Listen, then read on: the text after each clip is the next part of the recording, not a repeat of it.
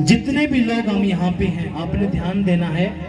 अगले संडे 25 तारीख को आपने जितने भी जन यहाँ पे बैठे हैं, जितने भी वहां पे हैं, सभी बच्चे 1 साल से लेके 25 साल तक, 18 साल तक के जो भी कुर्सी पे बैठे हैं नीचे बैठ जाएंगे और अपने इन बातों की तरफ ध्यान देना है। जो यहां से बातें बोली गई हैं आपने ध्यान देना है।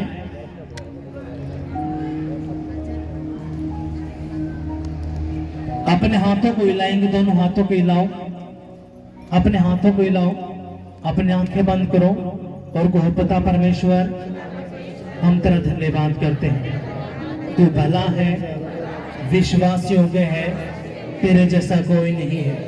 मैं आत्मा और सच्चाई से तेरे भवन में आया हूं, मुझ पे दया कर, रहम कर, यीशु के नाम में, आमीन, हालेलुया, यीशु मसीह की जय। अब अपने ध्यान देना है, इस हफ्ते जितने भी जनाब हो, आपने एक पेज या 2 पेज, जितने भी पेज आप लो, वो आप पेज लेने हैं और अपनी सारी प्रार्थनाओं, जो रिक्वेस्ट आपकी है, जो विषय है, आपकी विनती, आपने उस पेज पे लिखना है और अगले हफ्ते प्रभु के भवन में लेके आना है। जो भी आपकी प्रार्थना का विषय है, क्योंकि आप जो वहां पे लिखवाते हो तो आप पूरी बातें नहीं लिख पाते। आप जब घर में जाते हो तो आपको याद आता है, मैंने तो इस बात के लिए प्रार्थना करवानी थी, मैंने तो उस बात के लिए प्रार्थना करवानी थी। तो इसलिए आपका जो भी प्रार्थना का विषय है, वो कुछ भी क्यों ना हो, आपने उस पेज पे लिखवाना है, लिखना है और अपने प्रभु के भवन में वो लेके आना है। और वो जो प्रार्थना का पेज होगा, पहले मेरे प्रार्थना के रूम में रहेगा और जो परमेश्वर के दास, जो मेरे अगुवे हैं, जब वो उनको मंगाएंगे, जब वो इजराइल लेके जाएंगे, जब वो पेज आपके वहां पे जाएंगे और आपके लिए प्रार्थनाएं होती रहेंगी और आप देखोगे आपका डे बाय डे आपके केस हल होना शुरू हो जाएंगे, क्योंकि उनके ऊपर रोज प्रार्थनाएं होती रहेंगी। मैं प्रार्थना करूंगा, मेरे अगुवे प्रार्थना करेंगे और आप देखोगे डे बाय डे काम होना आपके जीवन में शुरू हो जाएगा। हालेलुया। क्योंकि बहुत सारे लोगों की फोन भी आते हैं, जी मेरा ये काम रह गया, मेरे ये मुझे बताना था, ये मुझे लिखवाना था, लेकिन मैं नहीं कर पाया। इसलिए आपके पास 25 तारीख तक आपके पास खूब टाइम है। आपकी जो भी प्रार्थना का विषय है, चाहे वो 1 पेज पे आए, चाहे वो आधे पेज पे, चाहे 2 पे, 3 पे, आपने एक पेज लेना है पूरा और उस पे सारी प्रार्थनाओं के विषय, अगर वो 100 प्रार्थना के विषय है तो आपने लिखने हैं, क्योंकि हम एक बंदे की सुनेंगे तो हम नहीं कवर कर पाएंगे।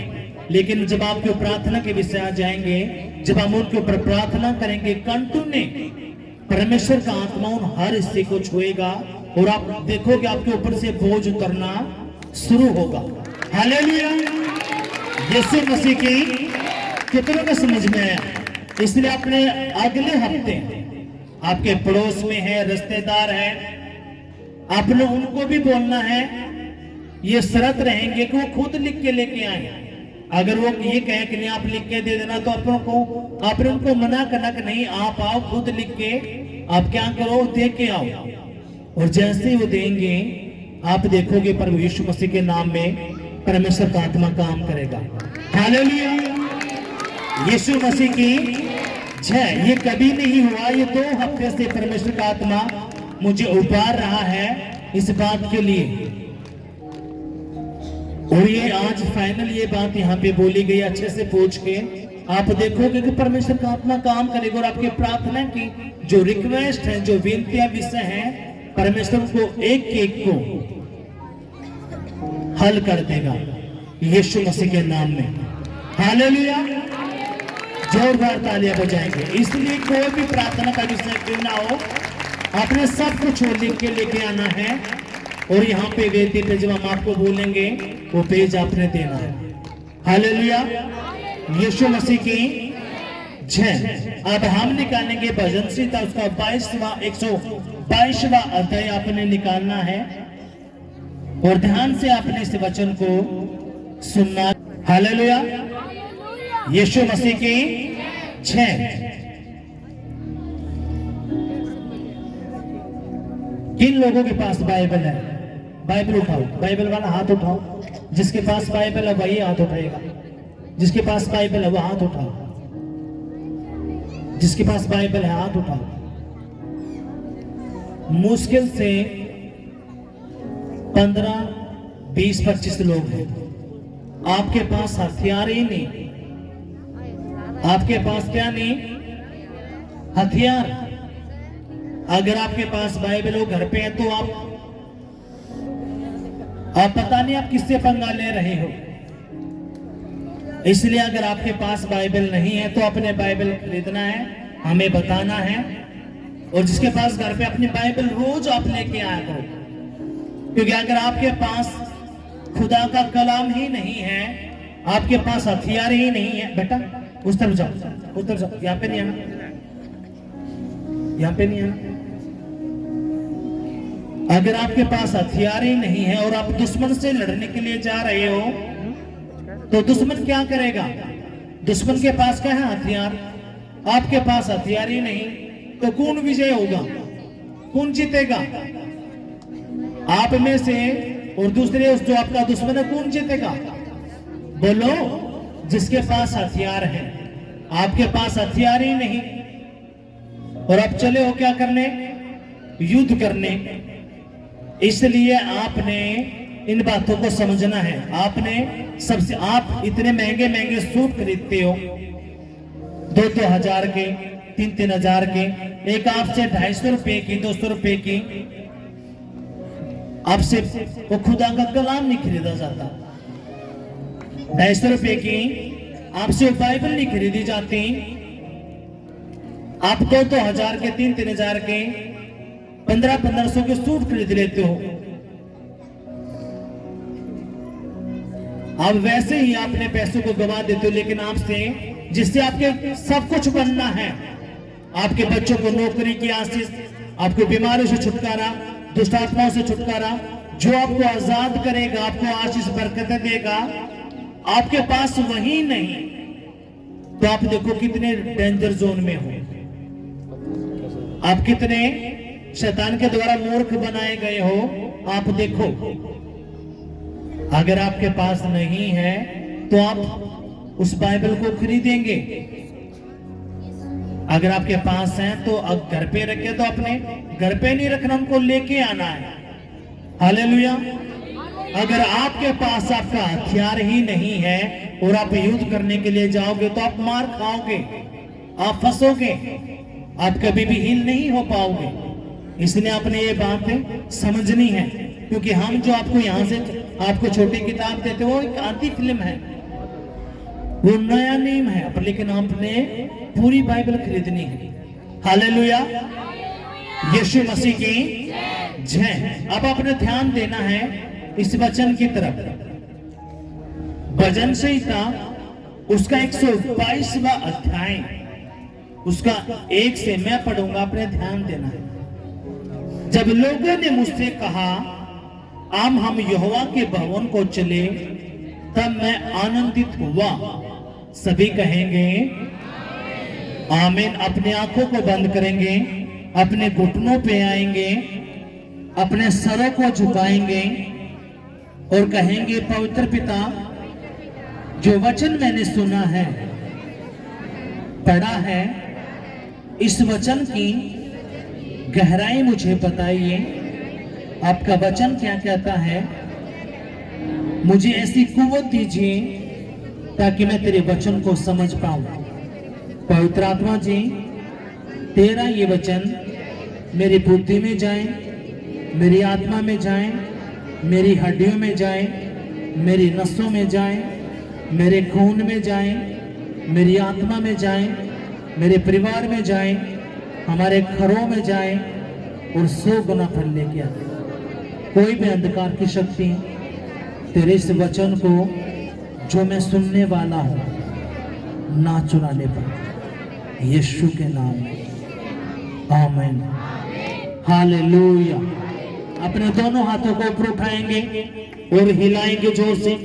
दोनों हाथों को हिलाओ। और कहेंगे पिताजी मैं तैयार हो चुका हूं, मैं रेडी हो चुका हूं तेरे जिंदा कलाम को सुनने के लिए, तेरे पवित्र कलाम को सुनने के लिए मैं तैयार हो चुका हूं, क्योंकि मैं जान चुका हूं आपका वचन ही है जो मेरी बीमारी को दूर करेगा, मेरी गरीबी को दूर करेगा, मेरे कर्जों को दूर करेगा, मेरे डोरों को दूर करेगा, मेरी दुष्ट आत्माओं को दूर करेगा। तेरा वचन ही है। और पिताजी तेरे वचन को ही सुनने के लिए मैं तेरे भवन में आया हूँ, तेरे चरणों में आया हूँ, तेरी वेदी पर आया हूँ, यीशु के नाम में, आमीन, हालेलुया। जोरदार तालियां बजाएंगे, जोरदार।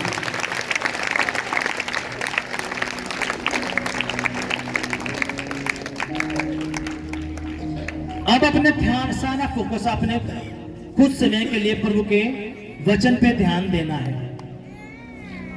हमने सुना क्या, जब लोगों ने मुझसे कहा आओ हम यहोवा के भवन को चले, तब मैं आनंदित हुआ। क्या हुआ? मैं खुश हो गया जब मुझे बोला गया कि चलो परमेश्वर के भवन में चलते हैं।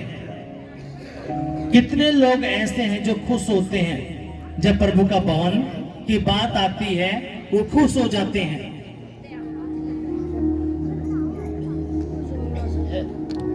अपना हाथ नीचे करेंगे। अब आपके दिल को, आपके विचारों को कौन जानता है? परमेश्वर। लेकिन मैंने यहां तक देखा है, अगर संडे को शादी है तो प्रभु के भवन को ही छोड़ देंगे, ब्याह में जाएंगे, शादी में। अगर जन्मदिन है, पार्टी है, कुछ और है, तो खुदा का भवन जाओ भाड़ में। और खुदा ने कहा 6 दिन तूने काम करना है, 7वें दिन तूने मेरी महिमा करनी है। ये जो वचन है, ये जो भजन है दाऊद का, दाऊद कहता है जब लोग मुझसे कहते कि हम परमेश्वर के भवन में चले, तो मैं क्या होता हूं? खुश हो जाता हूं। अगर आज मुझे कहां जाना है? परमेश्वर के भवन में। लेकिन क्या आज ऐसा है? आप खुश कब होते हो? जब शादियां आती हैं, पार्टियां होती हैं, जन्मदिन होते हैं, कुछ और माहौल होता है, तो आप वहां पे भाग के जाते हो। लेकिन जब प्रभु के भवन की बात आती है, अभी तो गीत बज रहे होंगे, चल रहे होंगे, अभी तो गवाहियां होंगी, अभी तो वचन होगा, प्रार्थना के टाइम पे जाना, आज क्या करेगा, अगले हफ्ते जाना। ये आपके मन में डेविल सवाल पैदा करता है। और दाऊद कहता है, दाऊद कौन? एक राजा, एक प्रधानमंत्री। यहोवा खुदा ने कहा दाऊद से, दाऊद जब तू भेड़ बकरी चराता था, मैंने तुझे चुना। दाऊद कौन था? एक भेड़ बकरी चराने वाला। दाऊद को 7 या 8 भाई थे। परमेश्वर ने पहले उसके भाई पे निगाह मारी, लेकिन उसका भाई फेल हुआ। और ऐसे करते करते परमेश्वर की नजर किस पे डटी? दाऊद के ऊपर। दाऊद छोटा था, सब उससे नफरत करते थे, और वो भेड़ बकरियां चराता था। परमेश्वर ने अपने दास शमूएल से बोला, तू जा, यिशै के घर में एक जन है जिसको मैंने चुना है। वो क्यों? क्योंकि वो मेरे मन के अनुकूल है, वो मुझे 24 घंटे याद करता है। जब शमूएल उनके घर पे गया, तो शमूएल ने सोचा ये जो इसका भाई जो लंबा ठाडा है, ये परमेश्वर ने जरूर इसको चुना होगा। जब परमेश्वर ने कहा ये भी नहीं है, ये भी नहीं है, तो दाऊद के ऊपर उंगली उठी। और दाऊद को एक छोटा सा बच्चा 15-16 साल का, और वो भेड़ बकरी चराने वाला। यहोवा खुदा ने कहा, दाऊद जब तू भेड़ बकरी चराता था, मैंने तुझे चुना कि तू इजरायलियों की, मेरे मसीह लोगों की क्या करे, पैरवी, उनको संभाले।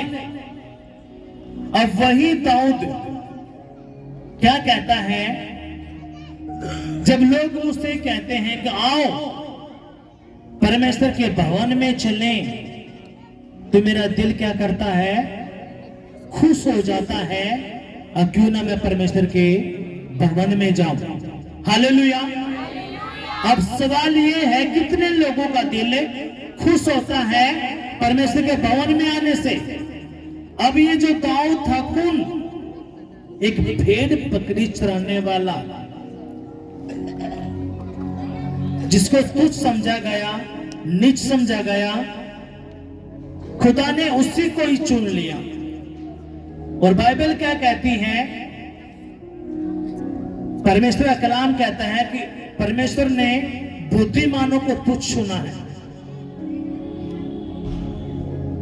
और जो मूर्ख है, परमेश्वर ने मूर्खों को ही चुन लिया, ताकि बुद्धिमानों को क्या करे, लज्जित, कमजोरों को ही चुन लिया, ताकि किनको लज्जित करे, जो ताकतवर है। परमेश्वर ने गरीबी को ही चुन लिया, किसको लज्जित करें, जो धनवान है। हालेलुया। कितनों के समझ में आया है। अब दाऊद कहता है, जब मुझसे कोई कहता है कि आप परमेश्वर के भवन में चले, तो मैं खुश हो जाता हूं।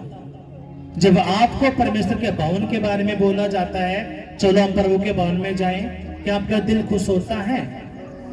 अगर आपका दिल खुश होता है, आप परमेश्वर आपके दिलों को, आपके मनों को, आपके विचारों को जांचने वाला परमेश्वर है। आज से, इस हफ्ते से 2 हफ्ते पहले एक वचन हमने पढ़ा। 3 हफ्ते पहले कौन सा वचन था, किसको याद है, बताओ? ये जो हफ्ता गया, उसके पीछे हफ्ता, उससे तीसरा जो हफ्ता है, दाऊद ने अपने बेटे को कहा, ए मेरे बेटे सुलेमान, तो अपने परमेश्वर, तेरे बाप का जो परमेश्वर है, जिसका नाम यहोवा है, तो उसका क्या कर, ज्ञान रख, उसकी समझ रख। तू खरे मन से उसकी सेवा करना, प्रसन्न जीव से तू उसकी सेवा करना, क्योंकि तेरा परमेश्वर यहोवा, जो तेरे बाप का भी परमेश्वर है, वो उसके मनों को जांचता है, और तेरे विचार में जो उत्पन्न होता है, तेरे माइंड में, तेरी बुद्धि में, वो सारी बातों को वो समझता है। और जो कोई यहोवा को ढूंढता है, खोजता है, यहोवा उसको मिल जाता है, और जो उसको नहीं खोजता, उसको छोड़ देता है, यहोवा भी क्या करता, उसको छोड़ देता है। यानी कि जितनी भी जन यहाँ पे आप बैठे हो, आपके अंदर क्या है, बुद्धि, समझ, आपका एक मन है, आपके मन में क्या चलता है, वो सारा का सारा यहोवा के आगे चलता रहता है निरंतर। आपने अच्छा सोचा, बुरा सोचा, कुछ भी, वो सारा का सारा क्या करता है, नोट। अब ये भाई अच्छा सोच रहा है, ये गलत सोच रहा है, ये ठीक सोच रहा है, वो सब कुछ आपका क्या करता है, नोट होता है। और बाइबल कहती है, उसके फल के अनुसार परमेश्वर उसको क्या देता है, आशीष। अब ये जो दाऊद है, ये भेड़ बकरी चराने वाला, घर में सबसे छोटा, तुच्छ समझने, सारे इसको तुच्छ समझते थे, लेकिन ये यहोवा की जो व्यवस्था है, जो वचन, उसको अच्छे से जानता था। इसको पता था कि हमारा और कोई परमेश्वर नहीं है, हमारा एक ही परमेश्वर है जो ताकतवर है, जिसने स्वर्ग और पृथ्वी को बनाया है। हमारे हजार खुदा नहीं है, हमारा एक ही खुदा है। जैसे एक पति होता है, एक पत्नी होती है, एक ही बाप होता है, वैसे ही एक ही परमेश्वर है। यह दाऊद अच्छी तरह से जानता था, और वो 24 घंटे इस बात को रखता था कि परमेश्वर जो हमारा खुदा है, वो कैसे कैसे बड़े बड़े काम, उसने लाल समुद्र को 2 भाग कर दिया, वो मुर्दों को जिंदा करता है, उसने यरदन नदी को उल्टा बहा दिया, इतने बड़े बड़े मौजूद करता है। कौन? ये सारी बातें दाऊद कितने साल का? 14-15 साल का।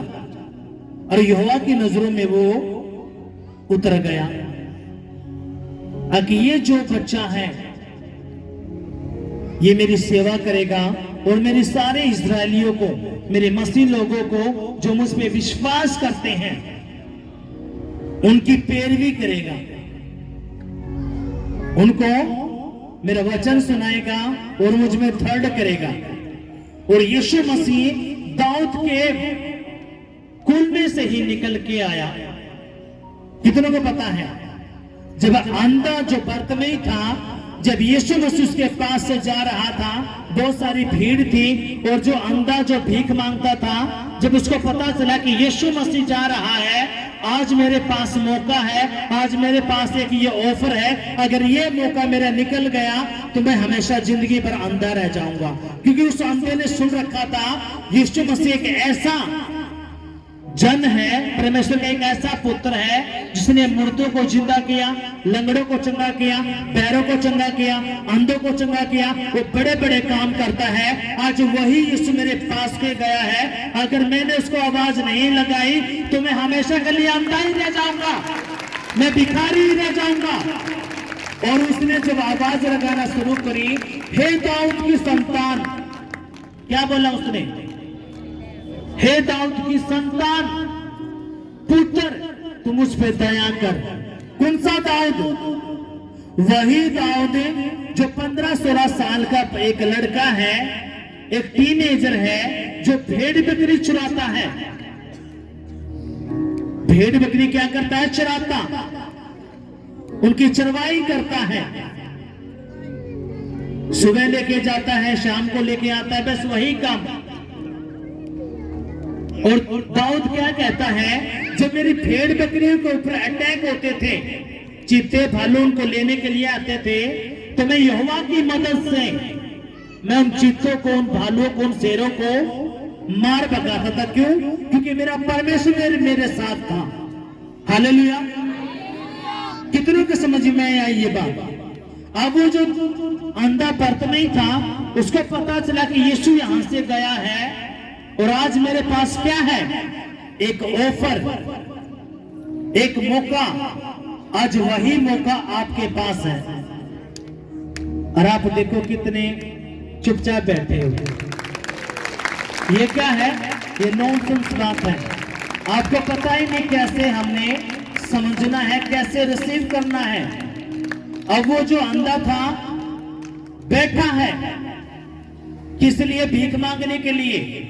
लेकिन बहुत सारी भीड़ वहां से निकलती है, उसको आवाज आती है कि ऐसा क्या है? तो किसी ने बताया कि यहां से दाऊद का पुत्र जो यीशु मसीह है वो जा रहा है। और उसको पता चला हाँ, यीशु मसीह कौन है? एक बड़ा हीलर, चंगा करने वाला। अगर आज मैंने यीशु को दिल से नहीं पुकारा, विश्वास के साथ नहीं पुकारा, तो मैं अंधा ही रह जाऊंगा और मुझे पूरी जिंदगी भीख मांगनी ही पड़ेगी। और उसने क्या किया? उस मौके को पकड़ा और उसने आवाज लगानी शुरू की, हे दाऊद की संतान, मुझ पे दया कर। भीड़ ने क्या किया? उसको दबाया, छोड़ दिया। लेकिन वो अपने उस जगह से उठा और भागा जोर से। यीशु मसीह ने, आप क्या समझते? यीशु मसीह ने उसको देखा नहीं होगा? जब यीशु मसीह यहां से निकला, जो जिंदा खुदा है, जो सब कुछ करने की ताकत रखता है, उसने उस बर्तनी पे ध्यान नहीं दिया होगा? आपको क्या लगता है? परमेश्वर जानता था। लेकिन यीशु मसीह किसके पास आता है? जो उसको पुकारता है दिल से। अगर आप उसको दिल से पुकारोगे तो वो कहेगा, क्या कहेगा? जब बर्तमेई ने उसको पुकारा, हे दाऊद की संतान, हे दाऊद की संतान, यीशु को आवाज आई। यीशु ने कहा, कौन है? उसके चेलों ने कहा, एक अंधा है, लो लेके आओ उसको। यीशु ने कहा, हाँ बोल। उसने पुकारा, हे दाऊद की संतान, मैं अंधा हूं मुझ पे दया कर। यीशु ने कहा बोल मैं क्या करूं। आज यीशु मसीह आपको बोलेगा, अगर आप उसको दिल से पुकारोगे, सच्चाई से पुकारोगे, खराई से पुकारोगे, विश्वास के साथ पुकारोगे, तो यीशु मसीह कहेगा हाँ बोल मैं तेरे लिए क्या करूं। हालेलुया। और उस अंधे ने कहा प्रभु मेरी आंखों को खोल दे। यीशु ने कहा जा तू देखने लगा। हालेलुया। और जैसे ये बोला वो अंधा क्या करने लगा, देखने लगा। आज यीशु मसीह के नाम में आप भी देखने लगोगे। आज जैसे आप उसको पुकारोगे, परमेश्वर कहेगा हाँ मैं क्या करूं तेरे लिए, और परमेश्वर आपके हर कामों को बना देगा। जो आमीन बोल रहा है, तो जो रिसीव कर रहा है, उसके लिए होने के लिए जा रहा है। आमीन। हालेलुया। अब यही दाऊद क्या कहता है, जब लोगों ने मुझसे कहा आओ यहोवा के भवन में चलें, तो मैं खुश हो गया, मैं आनंदित हो गया कि मेरे परमेश्वर के भवन में मुझे जाना है।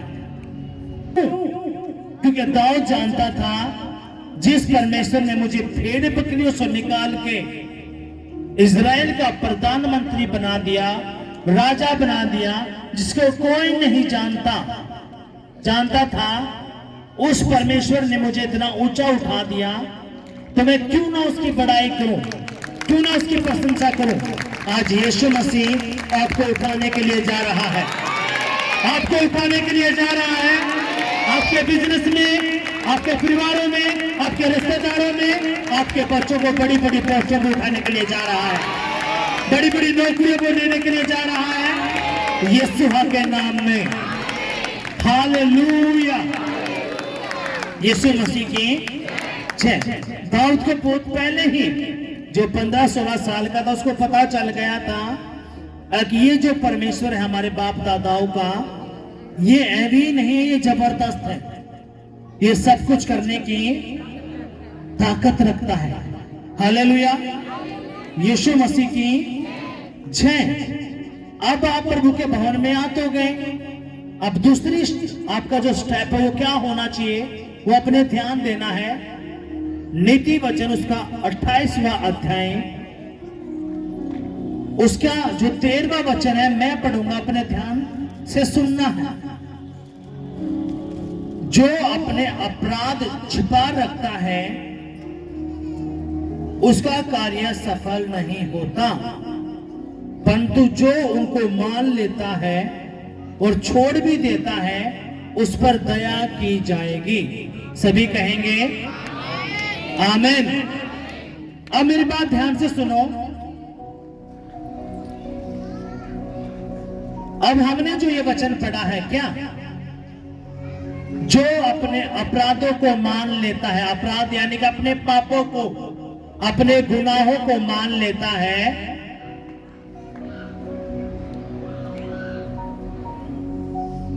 जो अपने अपराध छिपा के रखता है उसका कार्य सफल नहीं होता, लेकिन जो अपने अपराधों को, अपने गुनाहों को, अपने पापों को मान लेता है उस पे दया की जाएगी। हालेलुया। आज आपने क्या करना है वो ध्यान से सुनना है। आप खुदा के भवन में आए हो, आपका जो दूसरा काम आपने क्या करना है, अपने उन सारे पापों को, अपने उन गुनाहों को जो अब तक आप छिपा कर बैठे थे, आपके काम क्यों नहीं बन रहे, घर में आशीष क्यों नहीं आ रही, क्योंकि आपने पाप को, चाहे वो पाप छोटा है बड़ा है, वो कैसा भी क्यों ना हो, आज आपने खुदा के भवन के अंदर अपने सारे पापों को, वचन क्या पढ़ा, क्योंकि दाऊद क्या करता था, वो 7 बार प्रभु के भवन में जाता था और वो हर बार परमेश्वर से क्या कहता था, प्रभु जो मुझसे गलती हुई है, गुनाह हुए हैं, पाप हुए हैं, तू मुझे माफ कर दे, क्योंकि तेरा कलाम कहता है जो तेरे आगे अपने गुनाहों को, अपने पापों को मान लेता है, यहोवा उस पर दया करेगा, उसको माफ कर देगा।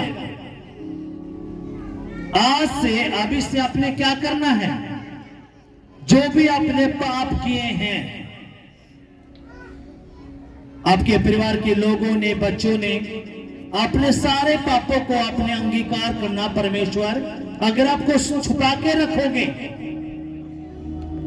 अगर आपने वो पाप छुपा के रखा, तो बाइबल क्या कहती है? आपके काम नहीं बनने के। क्या लिखा है? जो अपने अपराधों को, अपने पापों को छुपा के रखता है, उसका काम नहीं बनने का, उसका काम है नहीं बनने का। किसका काम नहीं बनेगा? जो अपने पापों को छिपा के बैठा है। परमेश्वर का आत्मा कहता है कि तू खोल दे अपने सारे पाप, तू बता दे, अंगीकार कर मेरे आगे। अब आपका जो भी पाप है, जो भी अपराध जो आपने छिपा कर बैठा है, जब आप प्रार्थना करते हो एकांत में, अपने सारे पाप, अपने सारे अपराध उस खुदा के आगे आपने जाहिर करने, प्रभु मुझसे ये गलती हुई है, ये गुनाह हुए हैं, ये पाप हुए हैं, मुझे माफ कर दे। अगर आप किसी से नफरत करते हो, ये भी पाप है। आप अपनी देवरानी से, जठानी से, सास से, ससुर से, भाई से, चाचा से, ताऊ से, अगर आपके दिल में उनके प्रति कुंठा है, नफरत है, चिड़चिड़ापन है, आप उनको देख के जलते हो, तो ये भी क्या है? पाप। आज आपने उन सभी पापों को क्या करना है? उनकी माफी मांगनी है। कहना, परमेश्वर, ये मुझसे गलतियां हुई हैं, ये मुझसे पाप हैं हुए हैं, मैं इन सभी पापों का अंगीकार करता हूं तेरे आगे, एक एक पाप। और जब आप मान लोगे इन सारे पापों को, तो आप देखोगे आपके शरीर से बोझ उतर रहा है। क्या उतर रहा है? बोझ। और आप देखोगे परमेश्वर का आत्मा, जैसे आप ये कहना शुरू करोगे, परमेश्वर, जितने भी पाप मुझसे हुए मुझे माफ कर दे।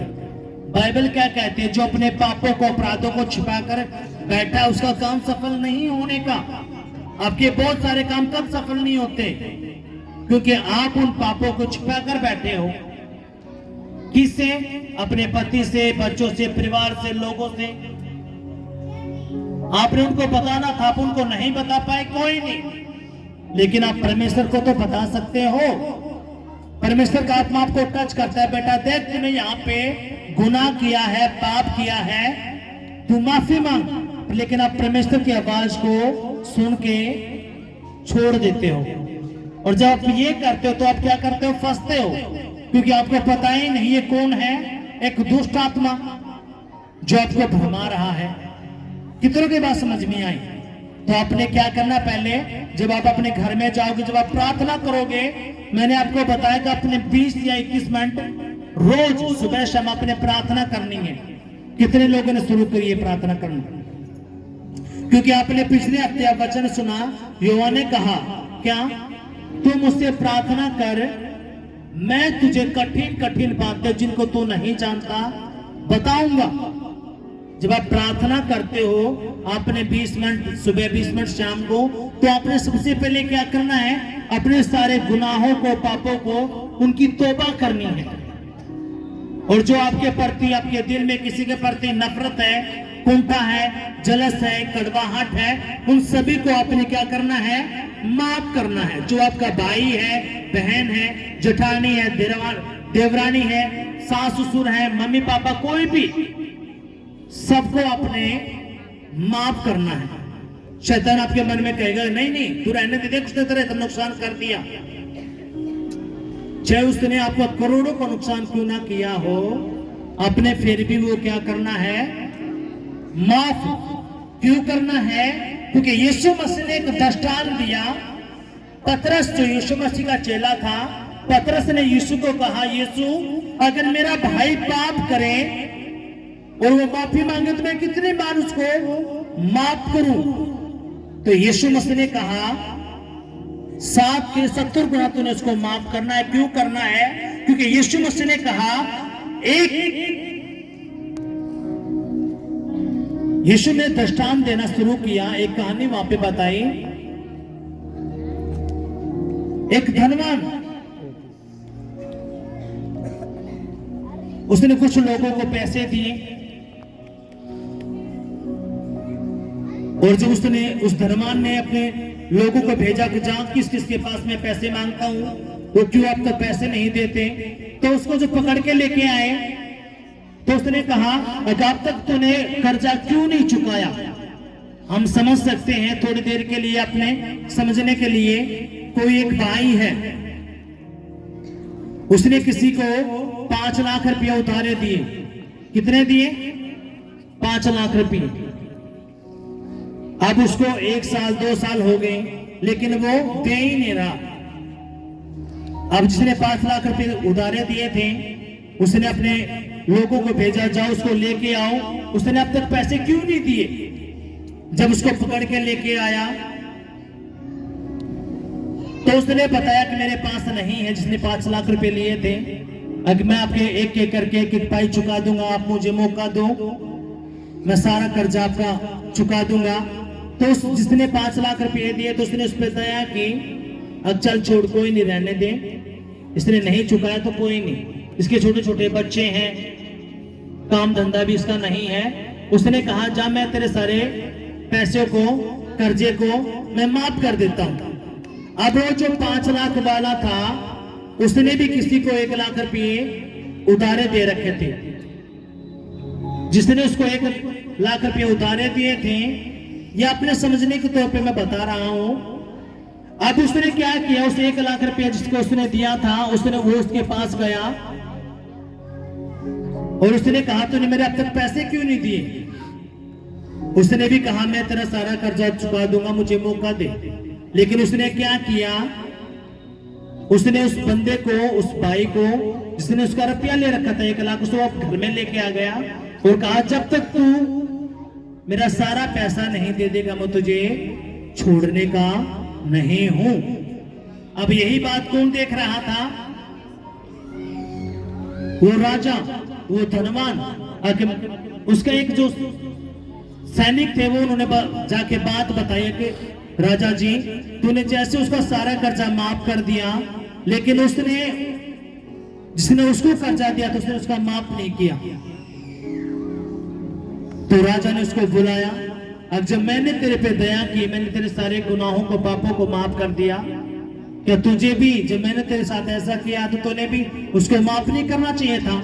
इसलिए उसने क्या किया कि इसको क्या करो, इसको बंदी गृह में डालो और जब तक ये सारा पैसा चुका ना दे इस पे वसूल करना है। इसलिए यीशु मसीह ने कहा अब तूने जैसे उसने उसको माफ किया, तूने भी सबको माफ करना है। अगर तूने माफ नहीं किया तो मेरा पिता भी तुझे माफ नहीं करेगा। इसलिए क्या करना है, वो चाहे आपका भाई है, बहन है, परिवार के लोग हैं, पड़ोसी हैं, आपका नुकसान कर दिया उन्होंने, कोई नहीं, आप उनको माफ करो। जैसे ही आप उनको माफ करोगे परमेश्वर क्या करेगा, काम करना शुरू करेगा। हालेलुया। अगर कोई आपके 1 लाख रुपए लेके भाग गया, वो नहीं दे रहा, कोई नहीं, अपने ये बात परमेश्वर के आगे रखनी है। परमेश्वर क्या करेगा, उसके मन को बदलेगा, सारा काम करेगा। कितनों के बात समझ में आई है? सिर्फ 2-3 लोगों की बात समझ में आई है। अगर आपको समझ में आए तो जोरदार तालियां बजाएं। इसलिए खुदा क्या कहता है, जो अपने अपराधों को, अपने पापों को छिपा कर बैठा है उसका काम कभी सफल नहीं होगा, उसका काम नहीं बनने का। लेकिन जो अपने अपराधों को मान लेगा, जो अपने अपराधों को मान लेगा, उसमें क्या की जाएगी? दया। दया का मतलब है उसके काम बनने शुरू होंगे। और जैसे आप अपने गुनाहों को मानोगे, पापों को मानोगे और जब प्रार्थना करोगे तो परमेश्वर आपकी एक एक प्रार्थना का उत्तर देगा। और वो देने के लिए जा रहा है यीशु मसीह के नाम में। आपकी प्रार्थनाओं को उत्तर देने के लिए वो जा रहा है यीशु मसीह के नाम में। आमीन, हालेलुया। यीशु मसीह की जय। इसलिए हमने करना क्या है? खुदा ने कहा, जब हमने पहला वचन पढ़ा, दाऊद ने कहा, जब मुझसे कहा गया कि हम यहोवा के भवन में चलते तो मैं खुश हो गया। आपने भी क्या होना है?